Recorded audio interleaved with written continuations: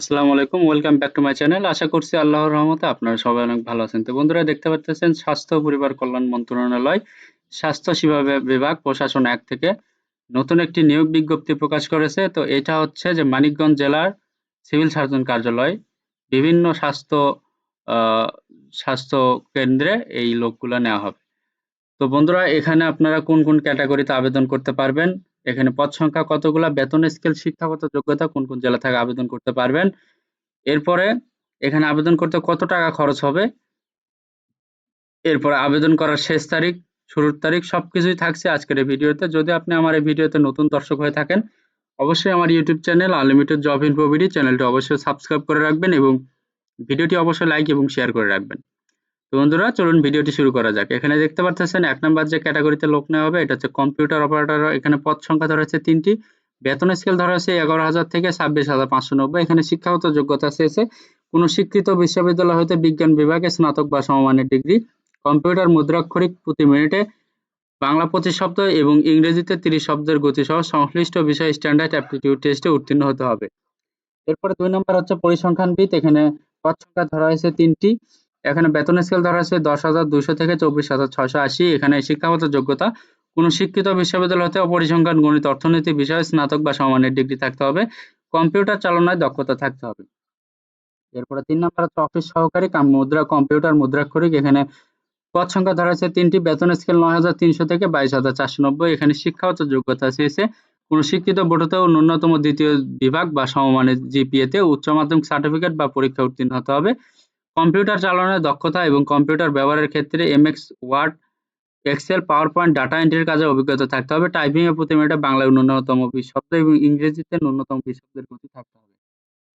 এরপরে ৪ নাম্বার হচ্ছে store keeper. এখানে পদ সংখ্যা ধরা হয়েছে ৫ টি। বেতন স্কেল ৯,৩০০ থেকে ২২,৪৯০। এখানে শিক্ষাগত যোগ্যতা চেয়েছে কোন শিক্ষিত বোর্ড হতে উচ্চ মাধ্যমিক সার্টিফিকেট বা সমমানের পরীক্ষায় উত্তীর্ণ হতে হবে। এই স্টোর কিপার পদে নির্বাচিত হলে সরকারি বিধি অনুযায়ী জামানত প্রদান করতে হবে। এরপরে ৫ নাম্বার হচ্ছে স্বাস্থ্য সহকারী। এখানে দেখতে পারতেছেন প্রায় ৪৭ টি পদে আপনারা এখানে আবেদন করতে পারবেন। এখানে বেতন স্কেল ধরা হয়েছে ৯,৩০০ থেকে ২২,৪৯০। তো এখানে শিক্ষাগত যোগ্যতা আপনারা এখানে এসএসসি পাস হলে আবেদন করতে পারবেন। এরপরে ৬ নম্বর হচ্ছে কোল্ড চেইন টেকনিশিয়ান। এখানে পদ সংখ্যা ধরা আছে ১ টি। এখানে বেতন স্কেল ৯,৭০০ থেকে ২৩,৪৯০। তো এখানে শিক্ষাগত যোগ্যতা যে কোনো শিক্ষিত বোর্ড হতে রেফ্রিজারেশন বা এয়ার কন্ডিশনিং ট্রেডে উচ্চ মাধ্যমিক সার্টিফিকেট অথবা ভোকেশনাল পরীক্ষায় উত্তীর্ণ হতে হবে। এরপরে ৭ নম্বর হচ্ছে ড্রাইভার। এখানে পদ সংখ্যা ধরা হয়েছে ৩ টি। এখানে বেতন স্কেল ধরা হয়েছে ৯,৩০০ থেকে ২২,৪৯০। এখানে শিক্ষাগত যোগ্যতা চেয়েছে কোন শিক্ষিত বোর্ড হতে জুনিয়র স্কুল সার্টিফিকেট বা সমমানের পরীক্ষায় উত্তীর্ণ হতে হবে। হালকা ভারী গাড়ি চালনায় হালনাগাদ বৈধ ড্রাইভিং লাইসেন্স থাকতে হবে। অভিজ্ঞতা সম্পন্ন চালকগণ অগ্রাধিকার পাবেন। এরপরে ৮ নাম্বার হচ্ছে ল্যাব অ্যাটেন্ডেন্ট। এখানে পদ সংখ্যা ধরা হয়েছে ১ টি। বেতন স্কেল ধরা হয়েছে ৮,৫০০ থেকে ২০,৫৭০। তো এখানে আপনারা এসএসসি পাস হইলে আবেদন করতে পারবেন। তো এখন এখানে দেখতে পারতেছেন যে আপনারা এখানে কত বছর হলে আবেদন করতে পারবেন। তো এখানে দেখেন ১৮ থেকে ৩০ বছর হলে এখানে আপনারা আবেদন করতে পারবেন। তবে বীর মুক্তিযোদ্ধার সন্তান বা প্রতিবন্ধী হইলে আপনার এখানে ৩২ বছর পর্যন্ত আবেদন গ্রহণযোগ্য হবে। তো এখানে সরাসরি প্রার্থীর আবেদন শুধুমাত্র অনলাইনে আবেদন গ্রহণ হবে। অনলাইন ব্যতীত কোনো আবেদনপত্র গ্রহণ হবে না। তো আবেদন এখন অনলাইনে করার জন্য কি করতে হবে সেটা একটু দেখেন যে অনলাইনে কিভাবে আপনি আবেদন করবেন। তো এখানে দেখতে পারতেছেন অনলাইনে আবেদন করার জন্য এখানে আবেদন লিঙ্ক দেওয়া আছে। এই লিঙ্কে ক্লিক করে আপনারা আবেদন করবেন। তো আবেদনের ফি জমা দানের শুরুর তারিখ এবং আবেদন করার শুরুর তারিখ হচ্ছে ২/৪/২০২৪ সকাল ১০ ঘটিকা এবং অনলাইনে আবেদনের শেষ তারিখ হচ্ছে ২২/৪/২০২৪ বিকাল ৫ ঘটিকা। তো আপনাকে উক্ত সময়ের ভেতরে আবেদন করতে হবে এবং আবেদনের পাশাপাশি ৩০০x৮০ পিক্সেল একটি স্বাক্ষর এবং ৩০০x৩০০ পিক্সেল একটি রঙিন ছবি আপলোড করতে হবে। তো এবং আবেদন করার ৭২ ঘন্টার ভেতরে পরীক্ষার ফি বাবদ যে আপনাকে টাকা সেটা আপনাকে জমা দিতে হবে টেলিটক প্রিপেইড নাম্বারের মাধ্যমে। তো আপনাদেরকে এখন দেখাবো যে আপনি আবেদন করার পরে কোন ক্যাটেগরির জন্য আপনাকে কত টাকা ফি দিতে হবে। তো এখানে দেখতে পারতেছেন যে ১৩ থেকে ১৬ পর্যন্ত যে ক্যাটেগরি গুলো রয়েছে, যে গ্রেড ১৩ থেকে ১৬ গ্রেডের যে বেতন স্কেল রয়েছে সেই গ্রেড অনুযায়ী এখানে ২২৩ টাকা আপনাকে ফি দিতে হবে এবং ১৬ থেকে ২০ তম গ্রেডের জন্য আপনাকে ১১২ টাকা ফি দিতে হবে। তো এই ফিটা যদি আপনি ৭২ ঘন্টার ভেতর দেন তাহলে আপনার আবেদনপত্রটি গৃহীত হবে এবং আবেদনপত্রটি আপনার যোগ্য হিসেবে বিবেচিত হবেন এবং ৭২ ঘন্টার ভেতর ফি না দিলে আপনার আবেদনপত্রটি গৃহীত হবে না। সেটা অযোগ্য হিসেবে গণ্য হবে।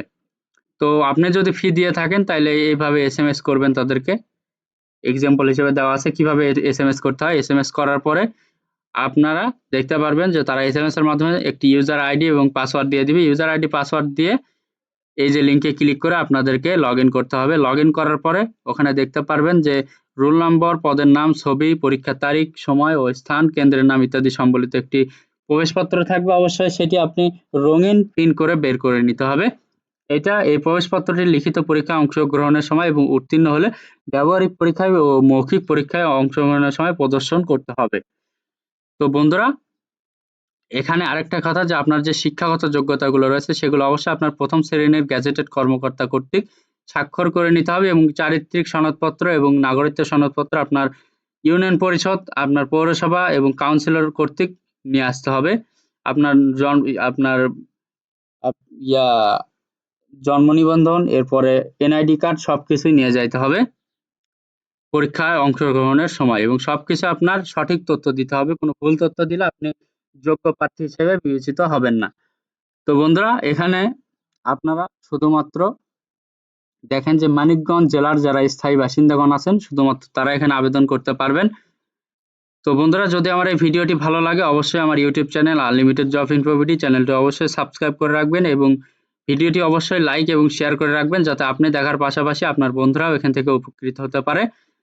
তো বন্ধুরা, সবাই ভালো থাকবেন। সবার জন্য অনেক অনেক শুভকামনা। আল্লাহ হাফেজ। দেখা হচ্ছে নতুন কোনো ভিডিওতে। Thanks for watching. Please like, share, subscribe.